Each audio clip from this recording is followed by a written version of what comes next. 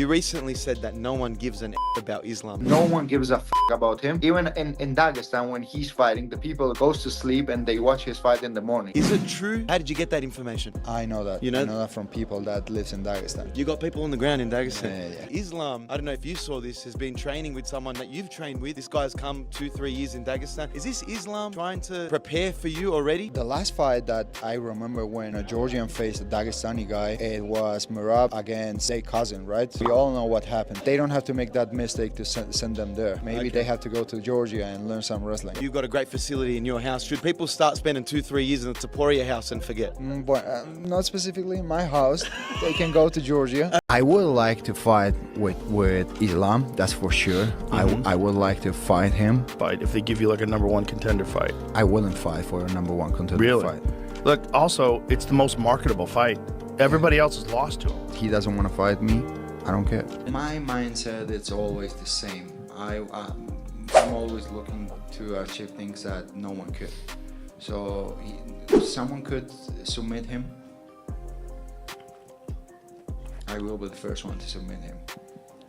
And any specific submission? Now I heard some love from some idiot, but it's gonna happen. Ilia, Khabib recently said that he wanted you to face Charles before fighting Islam. He believes you beat Charles. What did you make of Khabib's comments, and why do you think he wanted you to fight Charles before fighting Islam? Honestly, I don't care what he wants. Question for Ilia Topuria. The former UFC lightweight champion Islam Makhachev was critical of you this week. He went on an interview and he said, don't give a fuck about him, so save that question. It would be much better for me to fight him in 170, and I will beat him and get the third title. That will be the best scenario for me. Obviously, I know you wanted to fight Islam Makhachev. He's going to 170. Do you think he'll have success up there? Because he is one of the bigger fighters in your division right now. Well, can you repeat that question, please? How do you think Islam Makhachev will do at 170 when he fights Jack Della Maddalena? I don't know. I don't care, to be honest. I never thought about that, so I don't know.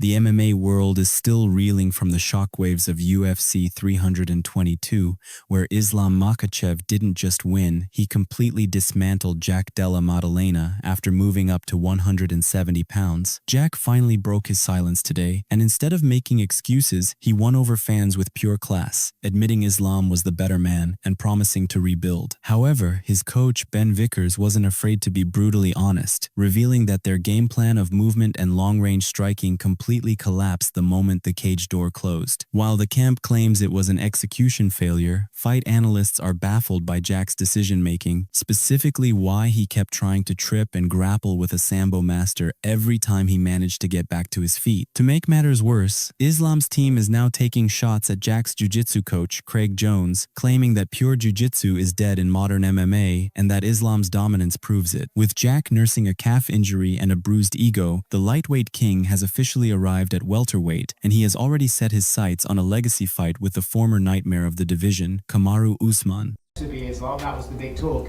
but he moved up to welterweight. Do you believe he moved up to welterweight to avoid you, or because he has his own goals? Because he has his own goals. This is what I think. Do you still think that's a fight that should happen? You guys are both forging legacies in different weight divisions. Do you think that's a massive fight that should happen? We'll see how he does in the welterweight division. If he wins the title, I win the title in the lightweight division.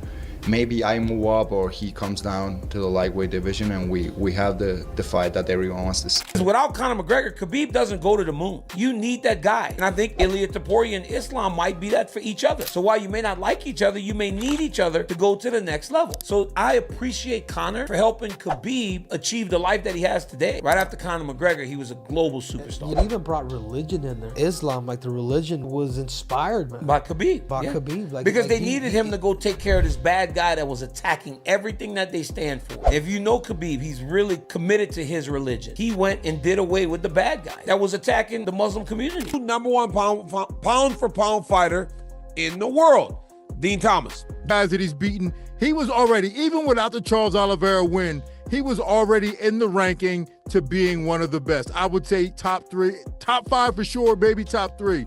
but the win over Charles Oliveira, first round knockout, solidifies Ilia Topuria as the #1 pound for pound fighter in the world, no doubt about it. I believe that I can beat the current champion, Islam. You can't be a world champion by chance, you know, you have to do things great. He's a beast. Yeah, he's a beast. Yeah. But I like the competition, and I don't like to be a bully and fight with people that I know 100% that I'm gonna whoop his ass. You know, I like to fight with people that the fans think that it's gonna be very competitive. And last one from me. Earlier today, Islam Makhachev did an interview and said he's not ruling out coming back down to 155. But if it was up to you, would you rather fight him at 170 to get that third title, or would you be willing to fight him at 55 because that's the division that people say he might be the best at?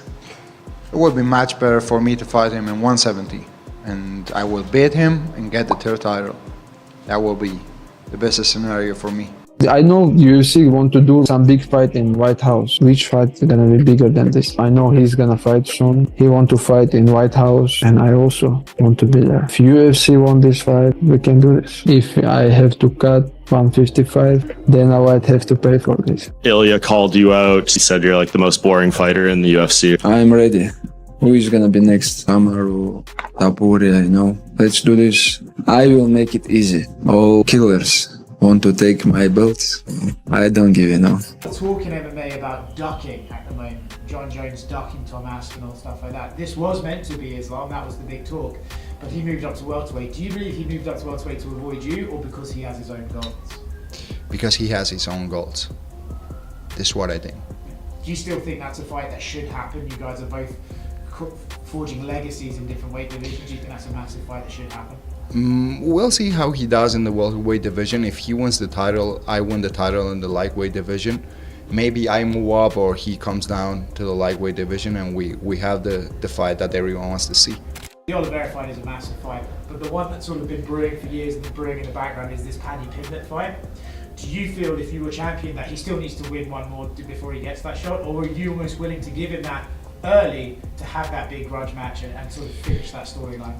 For sure he needs to win one more fight, because there are more contenders in the division that deserve the title shot before him. So if he wins the fight, he puts himself in a position where he can fight for the title. I will give him the opportunity to fight for the title, because we have a history behind, so it's going to be a massive fight.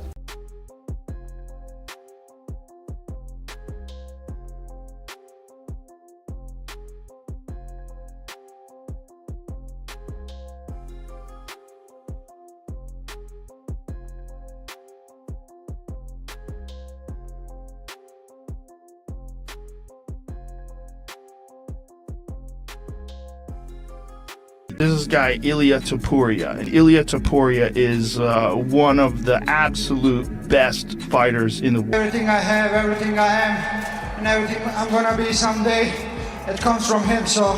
I had 4 fights when I started with my professional career.